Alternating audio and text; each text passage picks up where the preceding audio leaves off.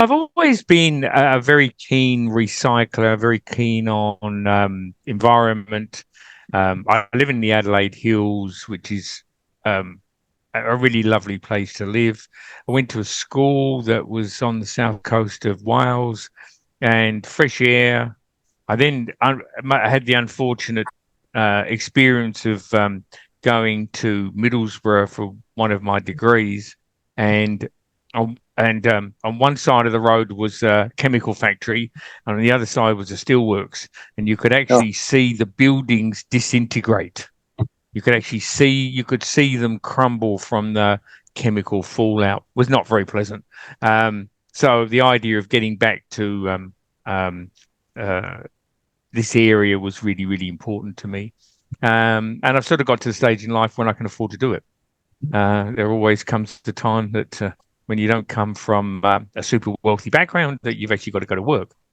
Um, one of the one of the unfortunate paths of life. The whole concept of renewability and sustainability, especially in the rush for green energy. So we have the highest take up rate of solar panels per capita in the world, simply because of our climate. But nobody really gave any thought to, and worldwide this is a problem. Nobody gave a thought to what is going to happen to these things. You know, originally they were designed to last 25 to 30 years. The um, the studies that have been done show that that time frame has changed dramatically. Panels are being replaced after 10 years in many instances, um, simply for a number of reasons, not least of which is that standards change.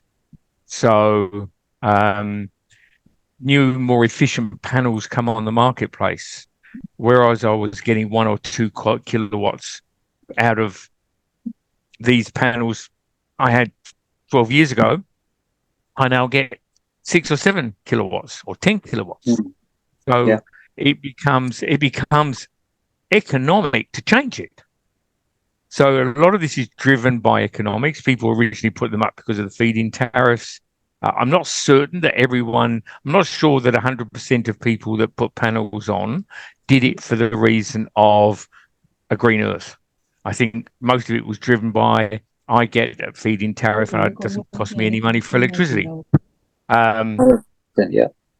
so the other big problem that we're facing, and why this has suddenly become such an issue, it wasn't an issue 10 years ago because the panels are supposed to last 25 to 30 years. But apart from the change, we have changing Australian standards. So you have 6 panels on your roof, one of them breaks down. Yeah, I'll replace the panel. No, you won't, because the Australian standard now says that that panel is no longer acceptable and you can't use it. So now what do you do with those other panels? I've been trying to, one of the areas I've been trying to talk, stop me um, and buy one if you need to control. Um, uh, One of the areas I've been trying to look at is insurance companies.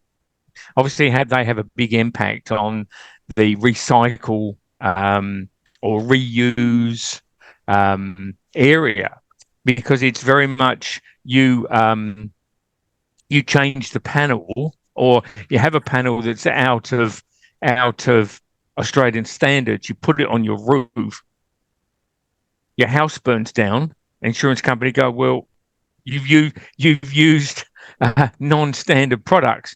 What happens if I take a pan? This is something that's not being looked at. What happens if I have a panel and I use it on my farm to run the local electric motor? It's no longer complies with Australian standards. What happens if there's a fault? Is it going to be a situation where I've got 5.5 acres with cider apple trees. My cider apple trees burn down. Is the insurance cover going to pay because I used a non-compliant product? We still haven't got to the bottom of this kind of issue. in the marketplace. And one of the biggest issues is this. So we've got the Waste Reduction Acts that have been passed, but definitions of waste change all over the place. So everybody seems to have a different definition of what is waste. So can I ship can I ship? So I've got 6 panels on my roof. One of them dies. I take the rest off, the other 5 off, and replace them. And I've got a fellow that's from Africa or Pakistan or New Mexico or Mexico or one of the other Central American states that's happy to pay $40 for that panel, ship it to Africa, ship it to wherever, and use that panel. The question is a panel that's been taken down that doesn't comply with Australian standards, is it waste? And so those are the kind of questions that keep coming up about. And I was at a conference in America the other day with a group of solar panel recyclers that sort of do the multi-array things, that 10,000 panels that get damaged by hailstorm or and again that they were talking about facing the same problem. Changing standards makes the product obsolete that's sitting on, in our instance, sitting on rooftops. We suddenly have an obsolete product. What do we do with it? Talking to manufacturers, their objectives. I had a couple of people say to me, "Better we do it than we don't." There have been some very good studies from University of University of Technology,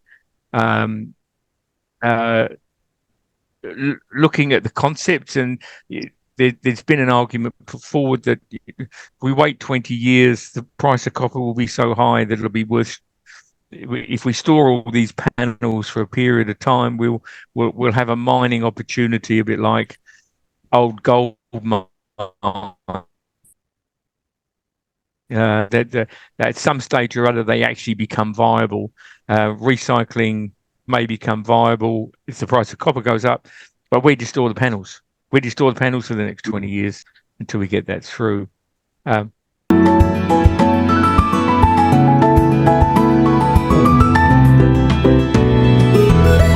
That's really, I think it's a really good brief on the subject, Doctor. So in terms of, I totally understand and agree with what you explained here. But in terms of technology, what do you think is the key problem in regards to like PV solar recycling? I mean, recycling or circular economy in a bigger concept is a big question, not just for solar or energy, but it's a big question even in automobile at the moment. In everything. In everything, right? And we have to go the way of other product stewardship. Yes. We've got to go back to making the manufacturer responsible for the ability to be able to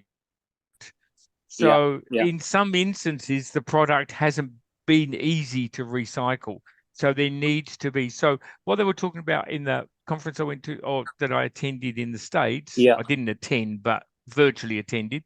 They're in the same boat. They're charging a fee for recycle, and it's around about $15. So you've got a panel, you take it there, you pay them $15 a panel, and they will take the product off from you because you can't put it in landfill. You've got to do something with it. Yeah, we'll take it off your hands, and it's $15. And here, although there are people paying for panels and then shipping them off overseas and selling. That's right. So in terms of, is there any reason in regards to technology of recycling of PV solar? I mean, is there any constraints or anything you reckon at the moment? There are people doing it, but and I'm meeting actually on Monday with somebody that's actually just set up a plant in South Australia. So one Yeah. person tried and failed. So a fellow called Clive Fleming, I can probably mention it, was involved, but that didn't work.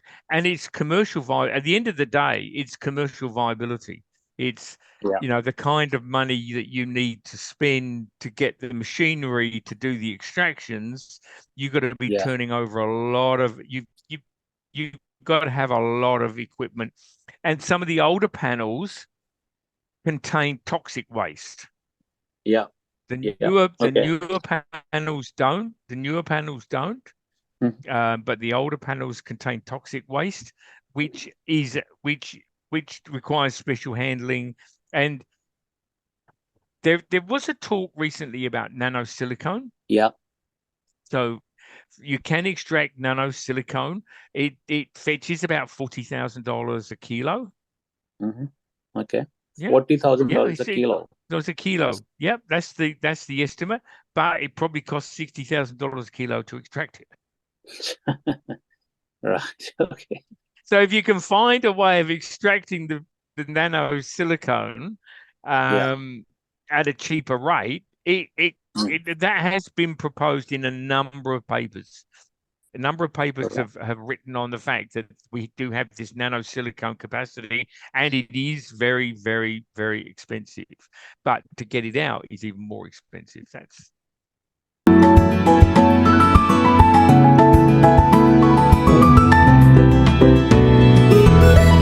Now that's the technological side of it. But what do you think? I mean, in terms of legal framework, yeah. Well, currently DQ, available in yeah. yeah. So DQ, Department of Climate Change, Energy, something and Water, um, have had a discussion paper last September. Hmm. Nothing much has happened since then. No, I'm not speaking in Arabic. I hope I'm speaking in English. Um, uh, a note came up and said, "Are you speaking Arabic?" And I went, "No, I'm not."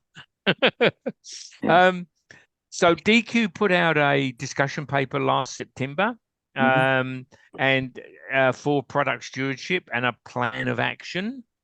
Nothing's happened with that yet.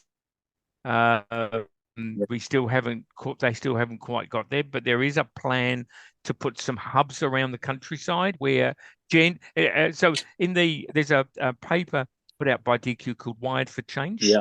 So for those of you that are interested, you can go and look at the Wired for Change paper, and there's some it's generally dealing with e-waste generally and PV solar panels specifically. Right. And the idea will be to have collection points that people can dispose of these items. But if it's again, it comes back to economic viability at the end of the day. And we may still be in the situation they are in the United States, where you as the installer have got a series of panels. You take those panels and pay for somebody to take them off your hands, or you do what they're doing in Spain: build a fence with them. It's actually There was a really great article the other day that they're using solar panels in Spain to build fences because it's cheaper than fencing material. Yeah, that's good. That's a good idea.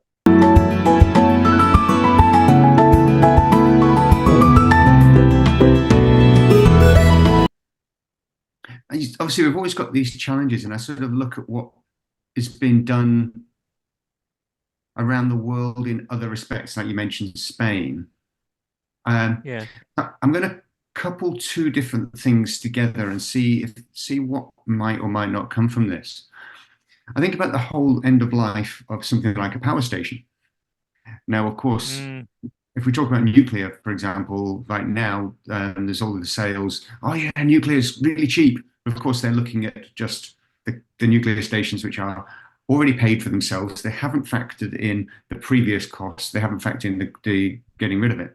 The same happens with, obviously, here in Australia. We've got coal and gas power stations, we've still got the cost of decommissioning them. So that's one aspect.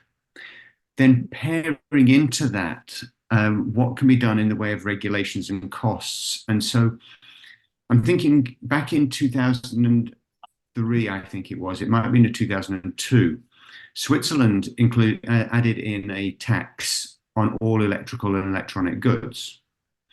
And that tax was a point of sale tax, is adding on to GST, which was going to be reimbursing all retailers. So basically, if let's say I was selling a vacuum cleaner, you buy your vacuum cleaner from me, but I take it back to Cuntle shop, my old one to Cuntle shop, which also sells vacuum cleaners. He would be able to recoup the costs from that from the government for the taxes you paid. Where I'm going with this is that sort of pay up front included in the cost of decommissioning going into a national fund or some nature to subsidize that difference in materials. Has that sort of been explored, thinking of the whole end of life? Yeah, they do it with tyres. So with tyres, we have the Tyre Product Stewardship Scheme. 25, those people that participate, again, we talk about, there's a few free riders, there's 25 cents a tyre collected every time you put a tyre on, you buy a tyre. Well, we change 80 million tyres in Australia. So we have a $20 million fund effectively that can be utilized and is utilized for research. So it's utilized for research in what can we do with this tyre, as well as putting it in roads and on playgrounds. What else can we do? And also research in making the product easier to strip apart and recycle. It comes back to a really interesting concept that I've raised. So we have this concept of duty of care. It stems from a very famous court case in 1932. Yeah. I often ask this of my students. I go, so we've got a duty of care. How long should that extend? Should it extend to the death of the product? I don't know how far I'm going to ever be able to run with that, but if you think about it, we've got duty of care that the thing works, doesn't set me alight or kill me, and we're starting to dabble into this. Manufacturer becomes liable and responsible for the product and its recycling and its final disappearance into dust. Can we push this boundary so that we tie? I mean, eventually the consumer is going to pay for it. Manufacturer responsible, consumer pay for it.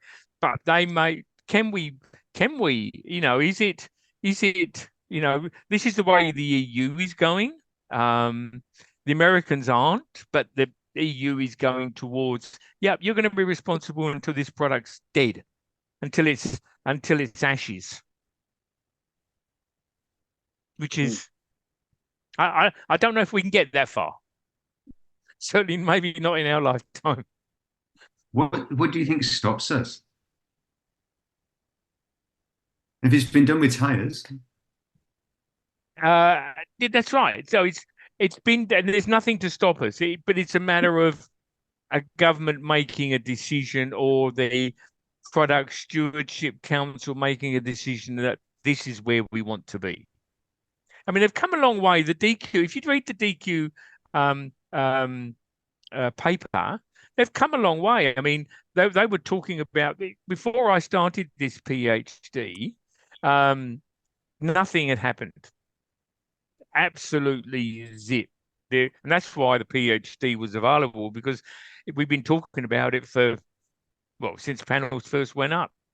That's probably not quite true, in that when panels first went up, people expected them to last 25 years. And what all the studies show is around the world is that the technology exponentially increased and left the old product behind.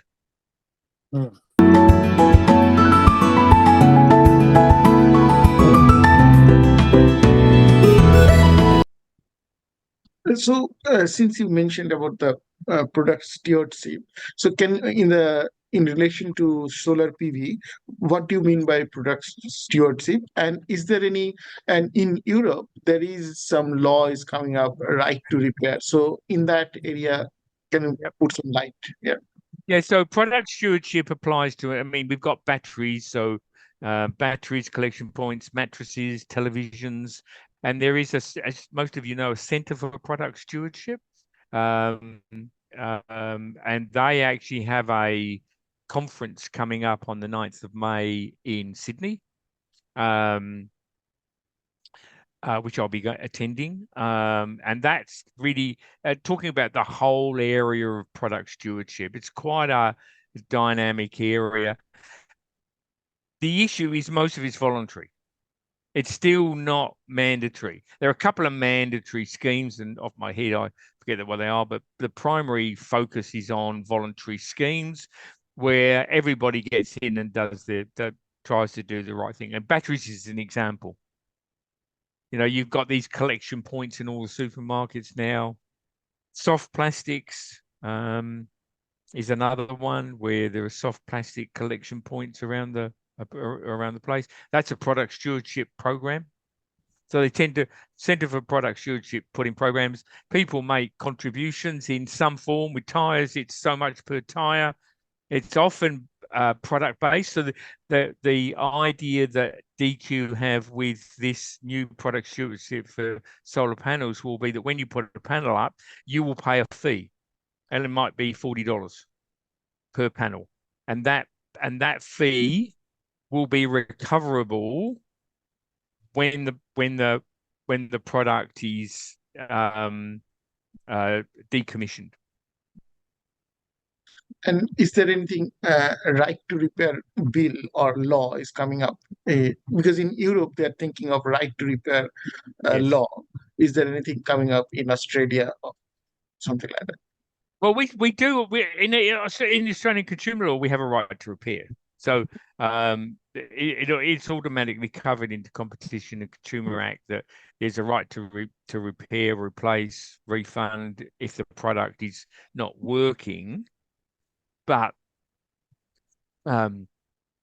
that's normally within the warranty period. You've raised a question in my mind. We've got the right to repair, but you shared earlier that repairing isn't viable because it's out of regulations. And it may be out of regular, and that's the problem.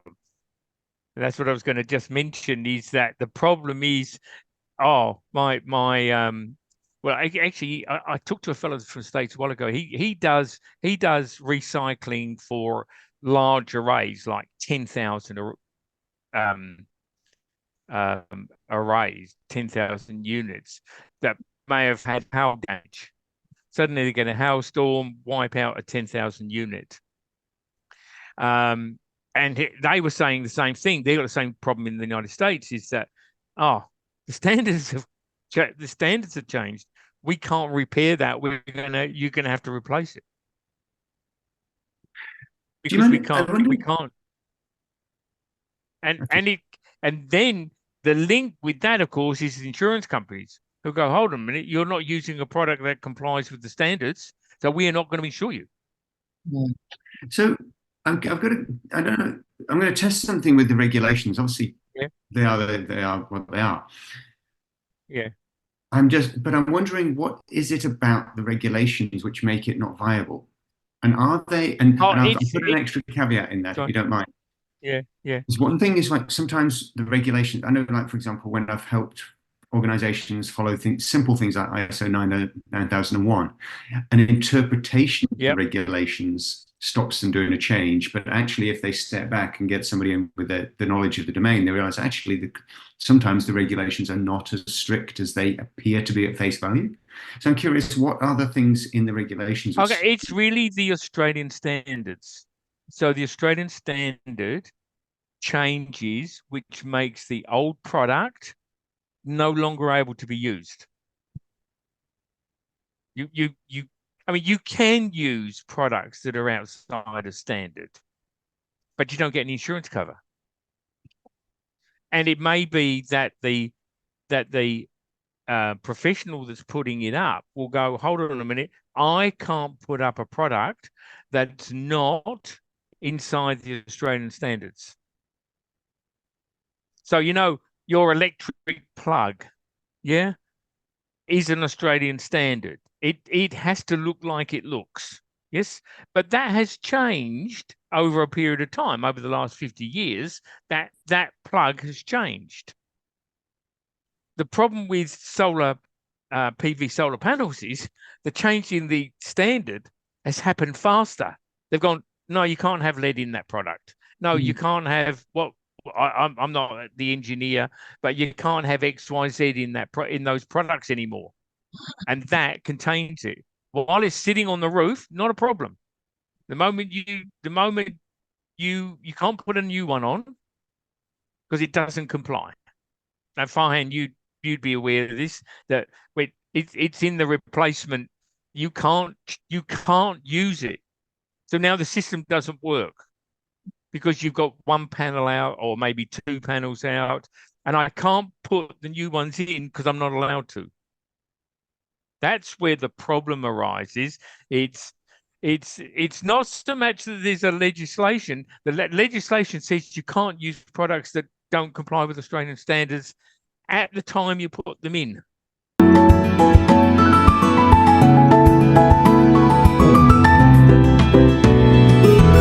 I think you're right. I mean, I agree with the standard thing.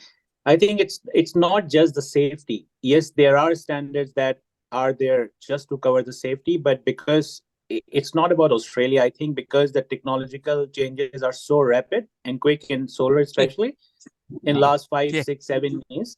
Now, because one way of looking at it is I keep it very simple. So my question will be, but before that, I tell you something. So that the question is, what do you think, how much volume we are? I mean, it's a big question. I don't know you will have numbers or not, but in next 10 years, how much volume we are looking at in Australia that needs to be recycled? That's the question.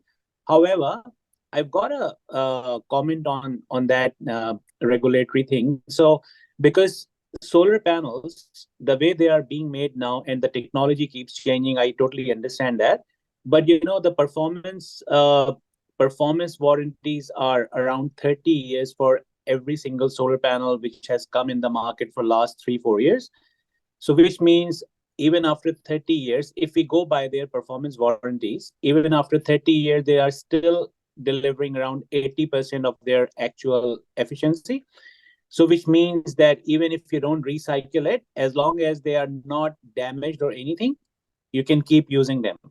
So that's one point that has changed in the last, I would say, maybe 3, 4, 5 years. The performance warranties used to be very, very, I think like 10, 15 years, but now it's been 25 to 30 years for every single panel, whereas the product warranties are between 15 to 25 and 30 years at the moment. So that can have, because of this technology change, improvement, this can help a lot when we talk about recycling. What's your view on that? And obviously, how much volume you think is going to be recycled in the next 10 years in Australia?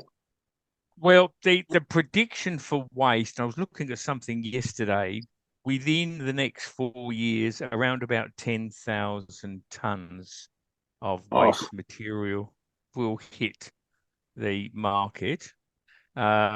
Predictions are higher than that for 2050. It's a serious volume of material. Yes, we're quite right that if it's within the required standards, I've had a couple of discussions with people about using off-grid usage of panels. I've got an old panel, it's 20 years old. I've taken it down. I take it onto my farm and I run a pump with it. Can I do it? Yeah. This is, and there's nothing to stop you doing it, but you've got to know that it's a non-compliant product. And there was recently a case where a fellow bought a charger from Singapore brought it home, plugged it in, it caught light and burnt his house down. Insurance company turned around and said, yeah, very nice, thanks very much. But we're not going to give you any money because you used a non-compliant product.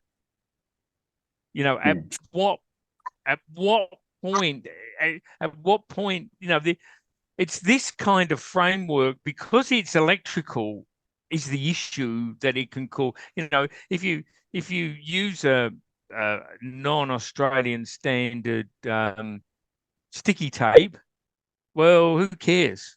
It's unlikely to set my house alight, but a solar panel could. And if we track, and no matter which bit of it, I can see an insurance company going, well, we don't want to pay anyway, so why should we make an objection?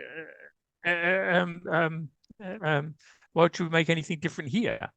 An exception here? We don't want to pay the bill. You know, sure, your house is worth $1 million. Who cares? And so and I think, and it's going to get worse. It's not going to get any better because, as you said, Fine, we keep improving the product, and so we should. Yes, but what happens? And so there's got to be, you know, while it's sitting on the roof, it isn't a problem. But it's then the individual goes, well, I can get more efficiency out of this new one than the old one, so why shouldn't I put the new one in and get rid of the old one? We've still got a problem. We've still got an issue with charging at the front end for when you put the panels up, because all those panels that are already there, until they're changed, they won't pay the feed-in fee. That's an issue, is that, you know, this is coming quite fast. I talked recently to a couple of recyclers, and they've basically said 4 things. We need to ban the product from landfill. We need to get the right definition of waste so we can't export the product overseas. We need a tariff of some sort that they get paid from wherever it is to actually do this recycling. Then they're probably the biggest issues that they've said, because at the end of the day, still, you know, we're not going to get. There is a recycler in New South Wales. They're a not-for-profit, and they're surviving, but they're a not-for-profit, right? So they're getting donations from the public. True. So as a charity.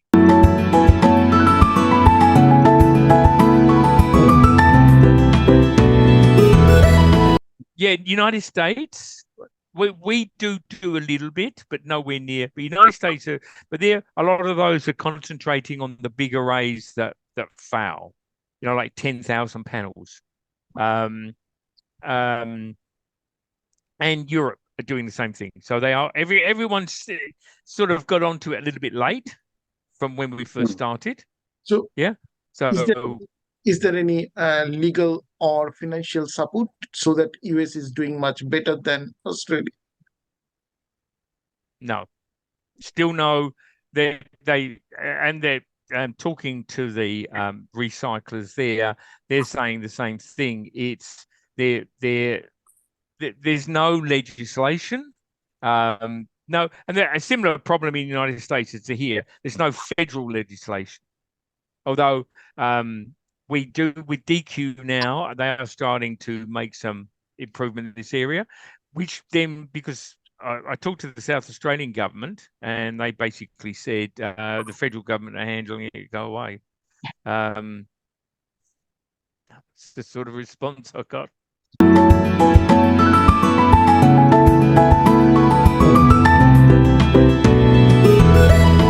I've got I'm sort of going backwards a little bit, but taking inspiration from Kumpel's question. The regulation, and so I'm focused on recycling, repurpose or reuse rather than the repurpose. Obviously, the Spanish repurpose is still better than nothing, but reusing, is that as constrained around the world as it is here, that you can't use it? Again, I understand for safety reasons. I get that. That's actually top of mind and awesome. Yeah. But when it's just because it doesn't comply for something and it can be reused, Are we the only ones that are so restrictive, or is this a general practice? No. This is general practice. So it depends on the standards of the country. So some countries have lower standards than we do. So our standards are quite high, very much like Europe, United States. They're probably the other two areas that have a very high benchmark. So a lot of our panels go to Africa. There's apparently a chap comes around and buys them. I haven't come across him, but all the installers tell me, yeah, they've got this guy from Africa who pays us $40 a panel, and he sorts it out. But they don't touch out. We don't do anything with them. But the standard's lower, or there is no standard. So the Americans were telling me that they go to Central America, or South America, where the standard's not as high, and you can reuse a panel that was maybe put in 5 years ago and now taken off the roof. Yeah, we can still use that. That's all right. 15 years ago, probably not. They might have caught up with the regulation that you can't have some nasty product in there, but they may not have done. And in some countries, do they care? I don't know. No, And that's Pakistan right. too. Pakistan takes a lot of secondhand They panels. do. Because look, you're right. I mean, some countries have those very, very high standards of safety, and others don't. Like, for example, Pakistan is a prime example. So, because the way we install solar in Australia, even if you have to install a small residential size solar system, let's say 6 kilowatt system, only like 16, 17 panels, you still have to go through the grid approval and pre-approvals and this and that, a lot of things. In Pakistan, if you are trying to install that, you don't need any approvals. You just go and install it. That's it. So that's the difference. So you can imagine if you are installing. So in Australia, there are different brackets, right? So you have like 6 kilowatt, 30 kilowatt, over 100, and then over 500. So they have different regulations there. But my question will be, what is the restriction in the legal framework for reuse? Like, because if you ask me, from technical standards and safety standards, it's not the panel itself, it's the way you install it. That is where the safety issues are. For example, we used to have solar isolators on the roof. Now Australian government last 2 years, I think they changed it. Now you can clip it on with the other panels, so you don't need a isolator on the roof. So they keep changing there. Yeah. And this is where the main safety issues are actually. So solar panel itself, because if you buy, let's say, solar panel today, you get a product warranty and a performance warranty. So no matter what the legal framework is, the company, if that company is bankable, they are going to survive for next 30 years, for example. During the term of that warranty, they are going to cover that. So that shouldn't be a problem. Yes, safety is something which is a local standard, where the local standard applies, right? So exactly right. So this is what I think. So what is the actual, I would say, maybe the roadblocks in this in framing the legal order for reuse it? Yeah, there is none. If providing the product complies with us, it's like buying a second-hand car. Providing it complies. So many years ago, if you bought a second-hand car, go back into the 1950s, and you didn't have seatbelts. Yeah, that's right. Today, you cannot sell a car without seatbelts. So providing you put seatbelts in there, you can sell the car. That's a beautiful example. I've got to throw this in. Sorry, but I don't know about here in Australia, but in a lot of countries, if you've got a car past a certain date, it is exempt from those modern rules, and therefore you can have it without seatbelts. You can. Can you? Oh, okay. In some countries for sure, because they weren't fitted. Because actually fitting the seatbelt wouldn't work and wouldn't make it safe because it isn't structurally capable. Okay, of holding it. Yeah, but here I think it's you have to have a seatbelt. You can't actually sell a car that doesn't have a seatbelt. But as you said, some countries you can, and it's the same with solar panels. Some countries you can, even though we know that it's not in our best interests. It is, but then again, I mean, as long as when you look at a install, for example, what the safety issues normally do not come from the solar panels. It comes from the way you install it. So why there are no regulations that address this fact? There aren't any regulations. You can reuse something, providing it complies. Right. As long as it's compliant, you can use it. There's no legislation to stop you using the product if it's a compliant product. If it's and that's the issue. A lot of the old ones, when they were taken off, and are not compliant. The standards changed. The standards because clean changed. Energy it goes off the list of Clean Energy Council, right? That's the problem. Yeah. Yeah.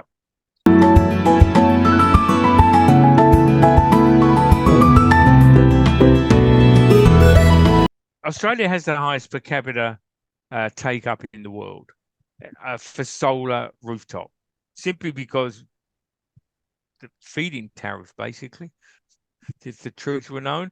But we've got enough sunshine, whereas a lot of other places, like in the United States, where they've got a lot of space, they're doing a lot of very large arrays, 10, 20,000 panels out in the middle of the desert. It's so the big recycling places are in Arizona. So there's a couple of big recycling places in there. Recycle and Solar Cycle are both situated in Arizona. Very interesting. One's run by a female. One's I think they're both run, and one's run by a male. Big solar arrays in the United States, Europe. It's interesting that a lot of it's sort of a bit of a mixture in Europe. There, people are taking it up, but it's nowhere near what we've done in Australia.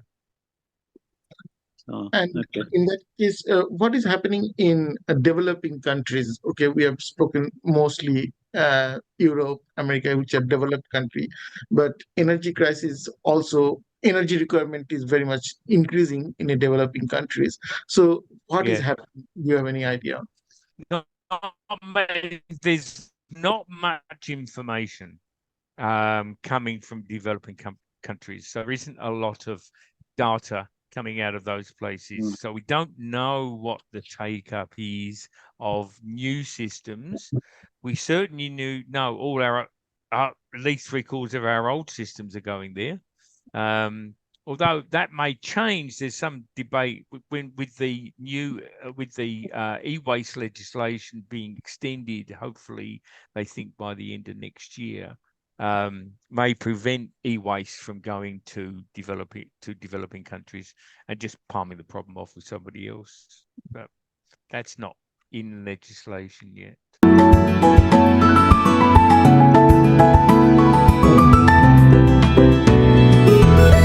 Since there is a legislation coming up not to export e-waste in the developing country, in that respect, isn't it that going to hamper the total aspiration and philosophy of circular economy, where we repurpose and reuse and all that? Well, it will. It's going to force us. So at the moment, because the stuff can go overseas, nobody's taking any notice of it. So, but if that's stopped, then you're going to have to recycle it because you can't put it in landfill. So something's going to have to happen with it. You're going to take these panels off somebody's roof. Where are they going to go? I can't put them into landfill. I can't send them overseas. Where's the recycler? And what it might do is actually kick off a recycler boom where somebody goes, well, okay, we'll set up a fee, and there can be a fee for service. Just think about it. You can't send it overseas. You can't put it in landfill. You're going to have to pay someone to take it away. So we'll be back to the American model, because the American model's like that. You want the panel. Well, you imagine if you 10,000 panels. So I said to them, so how much you charging? And they said $15, which for us is about $30, 27, 25. So 10,000 panels all get smashed by hailstorms. Somebody's going to cough up 25,000 Australian dollars for a recycling process. Yeah. Which goes a long way, because you may be able to extract some materials out of them. So on top of the materials you can extract, you've got a $25,000 fee. We haven't got that volume here. So what the fee needs to be is another story. They are talking, DQ raises a fee of about $40 that you will need to pay the recycler. Or $30, which is about the fee that they're sending to Africa. But if you put the legislation in that says, no, you can't send it overseas, no, you can't put it in a landfill, that needs a coordination between the state and federal governments. And then you're going to have to pay somebody to do it. And it might give a fledgling industry a kick. The other thing we've looked at is under the Australian Competition and Consumer Act, we can allow monopolies if they're in the public interest. So you could pass some monopoly legislation that says there can only be one recycler in every state, for example, providing that in the public interest. Because it's in the public good, we'll let you be the only person and not throw it to the open market, because there probably isn't enough for the open market. And if you threw it into the open market, both of them will collapse. Whereas if you pass legislation that said, all right, we'll allow one recycler who will have to go through certain hoops and checks and balances each year in order to keep their privileged position. Yeah. There might be certain reporting standards, and you could do that if it's in the public good, because the Competition and Consumer Act forbids monopolies. Basically, we want competition, but if competition means you never get the job done, because nobody can make any money out of it, at the end of the day, you still got to eat. So that comes to that makes me to ask you one more question. Is government looking to incentivize any private sector for that, like any subsidies? No, they're not looking. No, nothing in DQ's proposal talks about incentivization. Okay. That's good. Right. So, and because there is another problem, if they don't stop sending those panels overseas, what's happening in overseas, they are not selling it as a secondary market panel. They are selling it as a brand new panel. So they just polish it, reshape. So that's going to cause another issue. I mean, in those countries. So if you look at the circular economy thing, and I think everything is arising because when we are doing the initial conversation, there is no end of life discussion at that point in time. So I think, and that's the issue, isn't it? It goes overseas, but that country has no first world concept of sustainability. So when it actually finishes, it literally is just chucked away. Yeah, they do. To be honest, I've seen those panels in Pakistan sitting in garbage bins and all that. So it's already there. So now, thank you very much. As I said, the latest thing I saw was that they're using solar panels for fences in Spain because they're cheaper to build the fence out of solar panels. But that's a pretty smart idea. I mean, if you look at it. So what are your... Yeah. And I saw Rong Deng the other day. I don't know if you know Rong Deng, but if you look her up.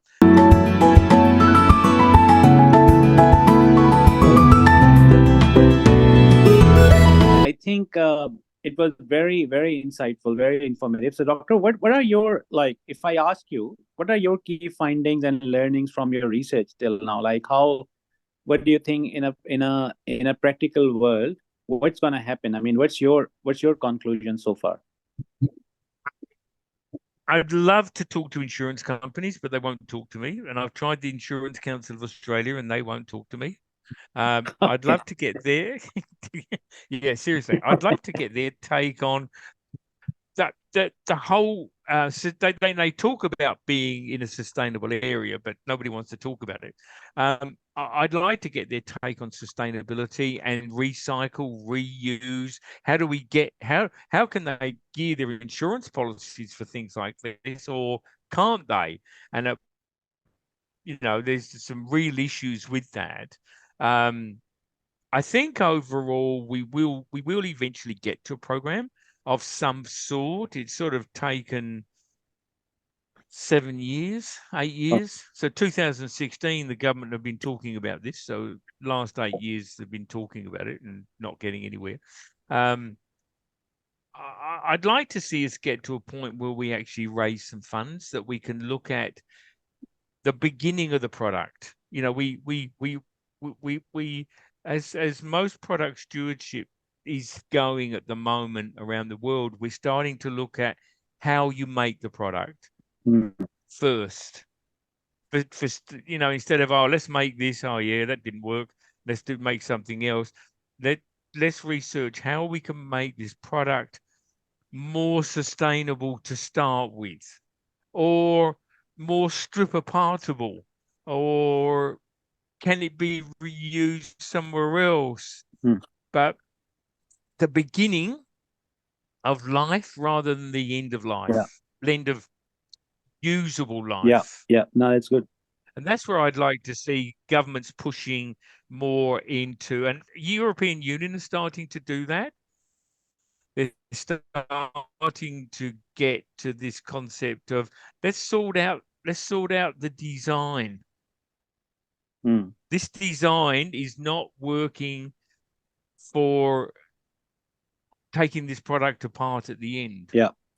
Well, one more thing that I had in my mind, I'm not sure are they looking into it or not, because 95% of the solar panels are made in China at the moment, right? So yeah, more than that, I would say maybe 99% you can say. Now, the thing is, at the moment, the prices have come down to the, like, in the history of the solar panels, they are the cheapest at the moment.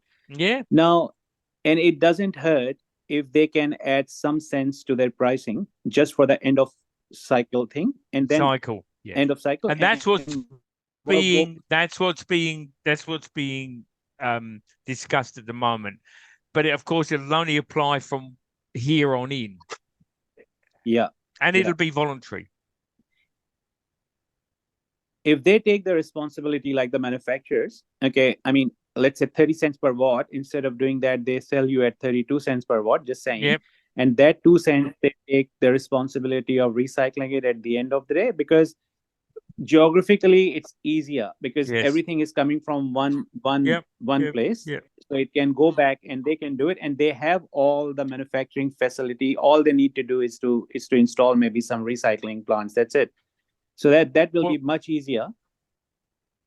Well, our legislation is such that the importer becomes responsible.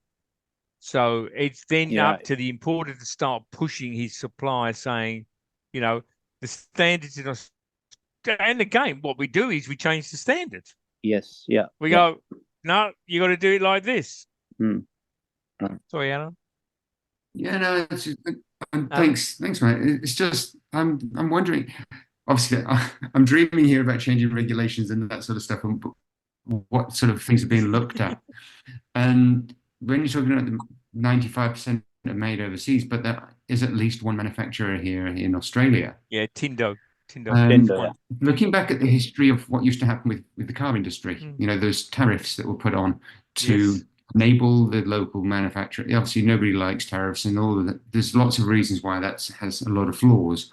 But I wonder if obviously we're trying to move away from coal and all the other things where the jobs are the reason that's given. I'd call it an excuse that's given for no transition.